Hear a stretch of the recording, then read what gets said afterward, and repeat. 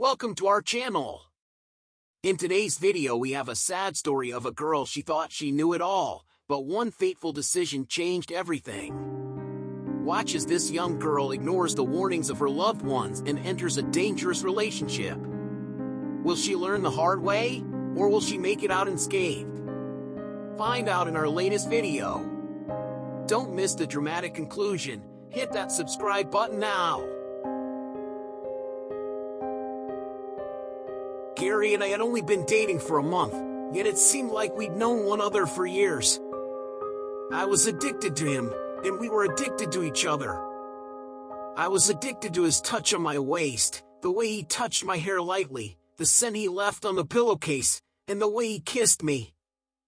I knew he was my soulmate, and I felt I knew everything there was to know about him. Unfortunately, I quickly discovered that I didn't know him at all. My family despised him from the start. They told me he was uncomfortable, strange, and off-putting, and that they had a bad vibe about him, among other things.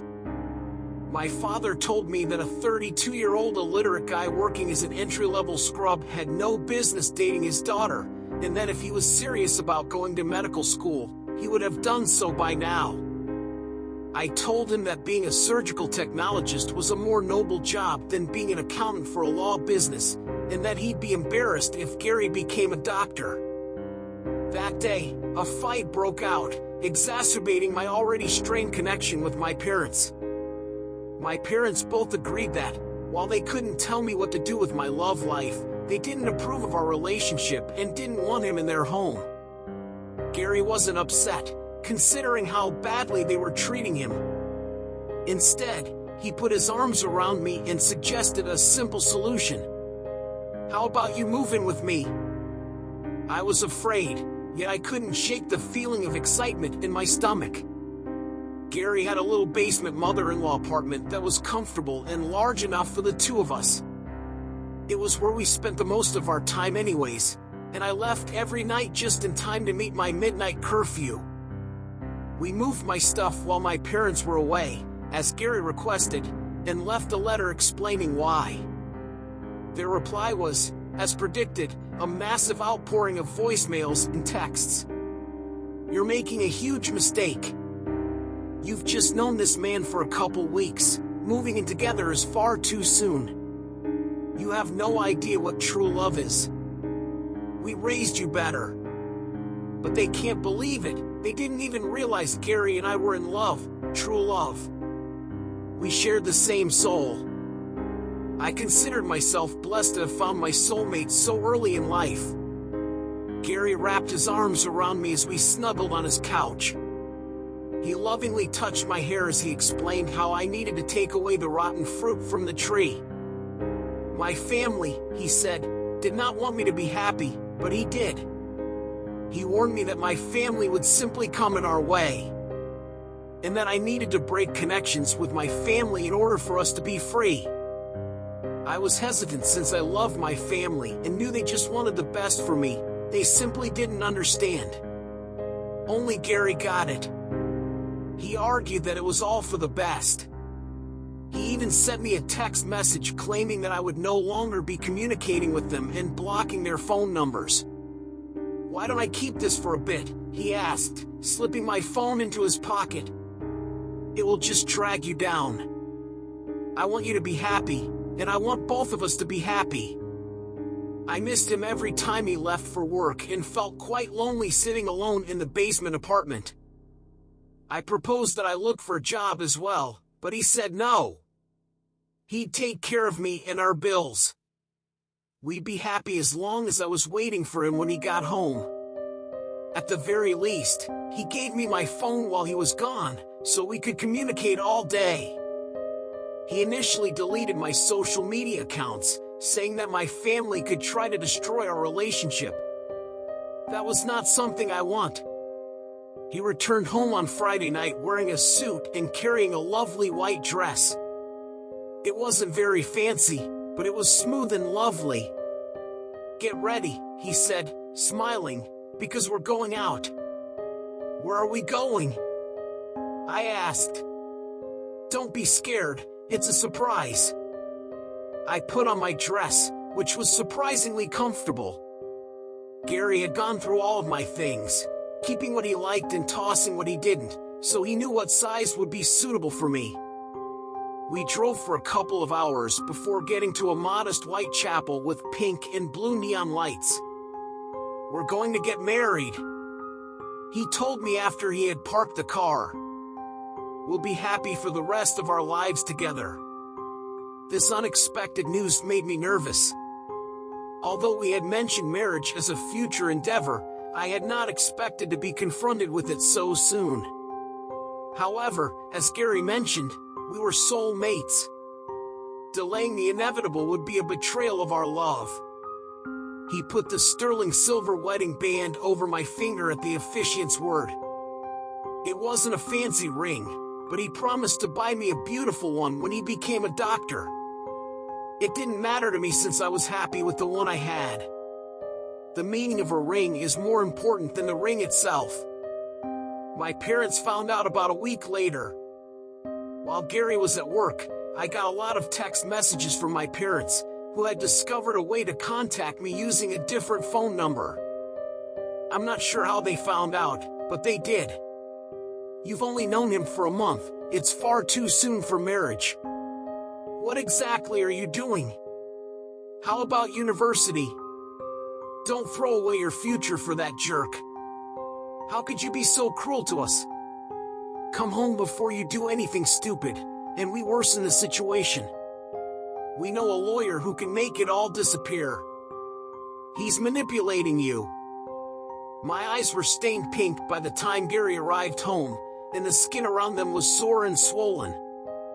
I cried once more as I showed him the horrific things my parents had said. Gary was so angry that he grabbed my phone and read the texts again, this time with an angry look. The phone clattered to the floor, and the moment it rested, he stomped again with his heel until the phone was shattered. I cried even more at Gary's angry outburst, but his expression softened to a sweet yet intense look. "Our love, our marriage, is like a tree," he said, "and we must cut the bad fruit off the tree, my angel." I buried my face in his neck, filled with grief over the loss of my phone. It was symbolic, in a way, of removing my old life so that I could focus on my new existence.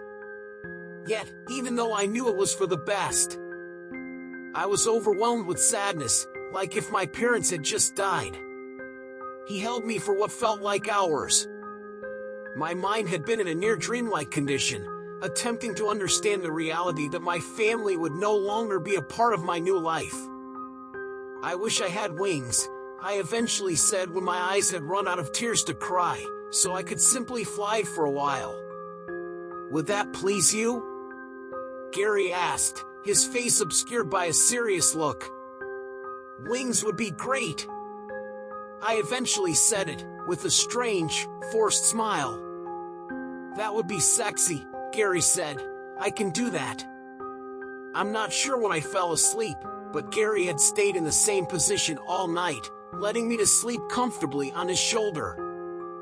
I was awakened by his soft whisper that he had to leave to work and would return as soon as he could. Gary returned late that afternoon with an excited expression on his face, similar to the one he had when he brought my wedding dress home. He was holding a couple bags and a blindfold, which he insisted I wear while he prepared my big surprise, which would make everything great. He sat me on the couch and told me to take a deep breath. I did as I was asked and took a deep breath, but then I felt a sharp pain on the inside of my elbow. I struggled to move away from the pain, but Gary kept his hand on my arm as he pressed the sharp thing deeper into my arm. Despite my first battle, I shortly became too exhausted to continue the fight. My head was buzzing when I awoke. My thoughts tried to stay conscious, but a cloud kept pulling it back down into a sickening zone between dreams and clarity. I was slowly but surely winning the fight. I became aware of my environment and emotions, and I realized I was naked on the couch. Although a blanket covered my lower body, the cold air blowing on me from the air conditioning vent above exposed my body from the lower back up. I tried to move, to lift my head and wake myself up, but a series of sharp invasive pain led me to stop, hoping for the dull but painless sensations of moments before, but it was too late. I could only feel pain, a severe but lasting sensation along both sides of my spine to the base of my neck, and down the back of each arm to my elbows. It was a frightening pain that threatened to punish for whatever movement I dared to make. My senses returned with a vengeance. My heart felt like it was going to crush my sternum, yet my chest refused to expand to allow enough breath in.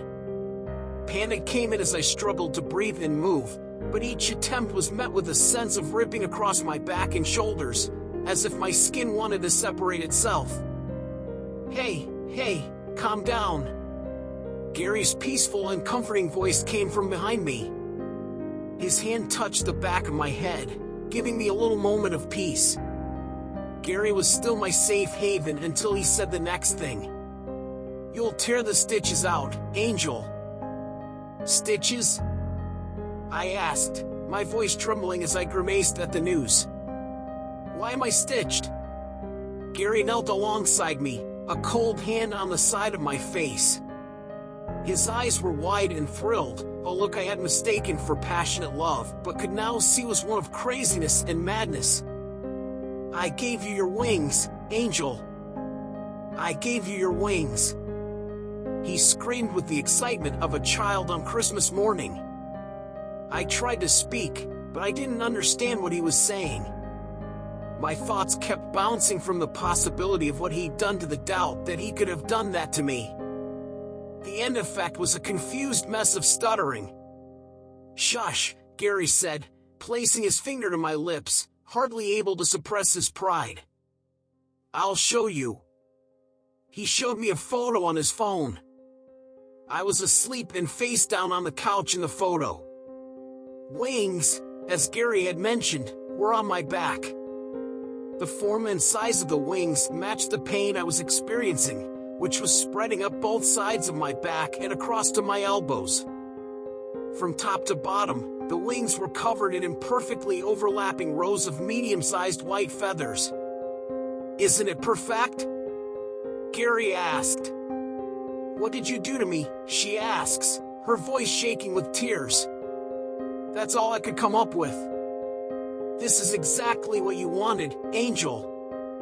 You should be thankful, you know." Gary scolded me as if I were a kid who refused to eat his food. He described the difficulties he went through to make this happen, difficulties he felt I should be more grateful about. From the hospital where he works, he took anesthesia, a sewing kit, and actual human skin grafts. He cut them into the shape of wings, attached them to my flesh, and glued feathers he bought from a craft store on top. Gary became more upset because I was crying again. The angrier he got, the more I cried, which made Gary dangerously angry. Through my cries, I begged him to simply take them out and let me go home, my true home to my parents. Gary's hand hit my face with a strong slap before I realized what he was doing. His palm made contact with my jaw, causing my vision to flare, although briefly. "We're married now, Angel, this is your house," he shouted, his furious brow wrinkled and an angry finger pointing at my face. I attempted to stand up, resisting the pain of the stitches pulling and ripping at my flesh, but Gary grabbed my hair and forced me back down into my face. I felt another needle pierce my arm before I could try again. I'm not sure how long I was unconscious, but the early morning light was coming through the curtains while I struggled for consciousness a second time. The sharp sensations had become more intense, and I was experiencing constant pain over my entire back. I tried to move again, but I was stopped not only by the pain, but also by the tight restraints that squeezed my wrists. Thin rope, the kind used by hikers to make those woven bracelets, was wrapped so tightly around my wrists that my fingers were pinched. The other ends were tightly attached to the couch frame. Gary sat next to me in a chair, his face softened but still maniacal. When he reached out and touched my face, I flinched, but instead of hitting me, He gently caressed my cheeks. "It's all right now." I apologized for my earlier anger. I'm sure you were shocked, which is understandable. But look at you now. You're my angel. I gave you angel wings, and it's sexy. I begged him to untie me, telling him it hurt, but being careful not to upset him again. Gary refused, explaining that I must stay still in order for my sutures to heal. "My angel, you need to heal so you can focus on being healthy for the baby." The baby? I was afraid of where this was leading, but also afraid of making him mad again. "We're expecting a baby. I know that will make us happy," he said as he unzipped his pants with a wide smile. No, not just now. I'm not ready. I don't want to be pregnant, and I'm not ready to be a mother." I cried. "You are ready to be a mother," he replied firmly. I complained again, but he took the sheet off of me and continued. When he was done and ready to leave for work, he took a syringe from his backpack. But I assured him I was okay and asked him to leave the TV on for me. I told him I loved him and puckered my lips for a kiss just for good measure. It disgusted me to kiss him, a sensation I had previously enjoyed, but I knew that if I was to escape, I needed him to trust me. Luckily, he put the syringe down before leaving, but not before wrapping duct tape over my mouth. I waited at least 30 minutes after he left before trying to move, but I began my escape attempt after I was certain he was at work. I pulled at the ropes, gritting my teeth in pain. I wriggled my hands as much as I could in an attempt to liberate the knots. The rope constricted my hand further with each pull, until my pale fingers throbbed, and blood covered the couch. My efforts were not only useless, but also dangerous. I needed something sharp, but there was no way for me to move and find something sharp. My teeth were the only thing I had at my hands for cutting. I screamed from my already aching wrists as the cable sliced further into the skin. My back skin tightened, causing severe pain through the stitches. The stitches twitched, threatening to burst through. Some of the stitches ripped through my skin. But after one more painful attempt, my lips was finally near enough to my hands. I scraped the duct tape's edge across my hands, shedding blood across my face, but a corner of the tape broke loose. I rubbed my mouth until it was free and bit into the rope. Instead of the rope, my tooth went into the wound on my wrist that was already there. I screamed in pain but bit again, sinking my canine teeth into the rope and tearing it free. It didn't do anything, but it gave me hope. I bit myself again and again. I eventually managed to liberate my right wrist. Despite the fact that I could hardly move it, blood rushed painfully back into my fingers and hands. It took a few minutes for my hand to be functional enough to begin working on the restraints on my left hand, but the rope quickly loosened and I was free. It had already become late in the afternoon. I was scared that Gary would return soon, so I just gave myself enough time to throw on sweatpants before escaping from the house. I couldn't put on a shirt because of the abomination on my back. My back hurt like hell, and I could feel a continuous stream of blood flowing down my back from ripped stitches. I was dizzy and weak from the anesthesia and lack of food, but I made myself out the door, my wing catching on the door frame and cutting a new wound in my back. I barely made it up the concrete steps, holding to the railing. I ran around the house to the main level door, ringing the doorbell and knocking on the door, but no one was there. After all, our upstairs neighbors were rarely home during the day. When I turned to go, my toe got caught in the doormat, and I went down the steps, my face slamming into the cement below, drawing more blood from my brow. I lay there for several minutes, defeated and helpless to resist the pain any longer. I figured that I could just lay there till I died. The scream of brakes re-energized me when I realized the car was approaching the driveway. In an attempt to hide, I crawled behind some nearby plants. Through the plant holes, I could see Gary's green car driving by, then parked in the carport with the driver's seat just out of sight from the house's corner. With fear deep in my chest, I understood that he would discover that I had escaped within a minute and would come after me. It was either now or never. I'd either escape or be a slave in his basement for him to impregnate. I made my decision right now. My terror overcame the pain and exhaustion, and I was on my way to the neighbor's house before I knew it. With one hand, I knocked on the door as the other rang the doorbell. The door was answered by a scrubby elderly guy with irritation developing deep lines over his brow, but when he saw my bleeding half-naked body, his eyes turned frightened and wide. Without saying anything, he gently took my arm and led me into his house, shutting the door behind us and closed the shades. The old gentleman made no attempt to ask as to my well-being. He just asked me what happened since it was clear that I wasn't. "He's coming, please help," was all I could manage to say. "He's coming for me."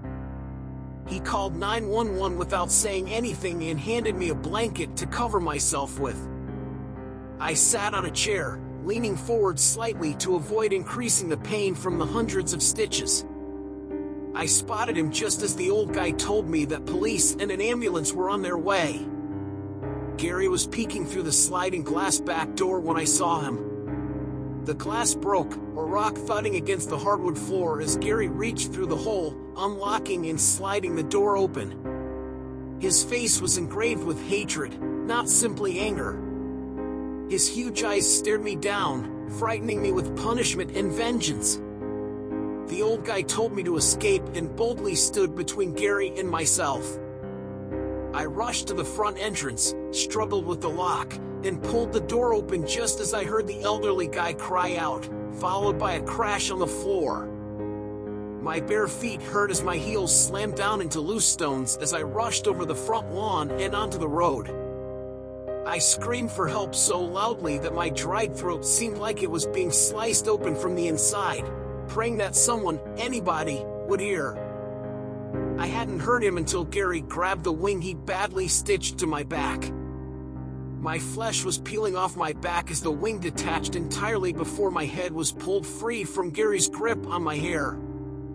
When I could see again, the hot asphalt was burning into the new open wounds on my back from a hard hit to the head. Gary stood over me, his crushing weight crushing my neck. "Till death do we part, Angel, and it will be the only way we separate," Gary grumbled, using all of his effort to make sure I never breathed again. I grabbed his hands. Desperate for air, anxious to survive long enough to see my family again. Gary's head dissolved into unrecognizable and twisted mush with a quick and loud boom. While thick hot blood coated my face and body, air painfully rushed back through my throat. The old man tenderly took my hand in his and set his shotgun aside. I attempted to say something, but he softly shushed me. I could hear sirens close, so I resigned to the pain and tiredness, knowing that my nightmare was coming to an end. I awoke in the hospital, happily without wings, with my parents by my side. I've been recovering physically and mentally thanks to their help. The elderly man who rescued me was also sent to the hospital for a mild brain hemorrhage. But he too will be okay. My family wasted no time in forgiving me and helping me to heal. The scars on my back, however, in the shape of the wings I yearn for, remind me every day not to trust anybody but myself and my family. Thanks for watching our video. If you enjoyed the story, please give it a like and share it with your friends. We'd love to hear your thoughts on the story in the comments, so please leave them below. Follow us on our social media accounts to stay updated, and if you have any stories you want to share, we'd love to hear them. Don't forget to subscribe and turn on the notification bell so you never miss a video. Thanks for your support.